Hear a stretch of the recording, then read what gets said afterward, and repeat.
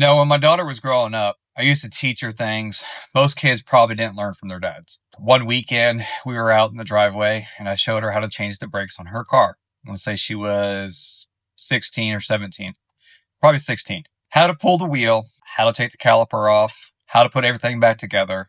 And she kind of laughed about the whole thing because in her mind, she was never really going to need to do that.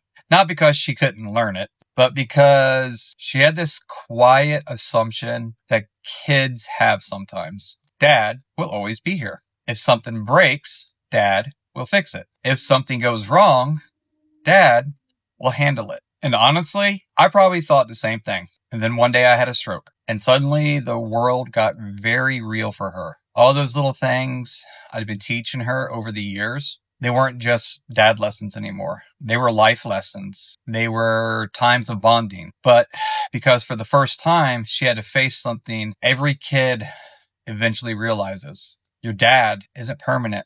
Luckily for us, I recovered. Still here. But I think something changed for both of us after that.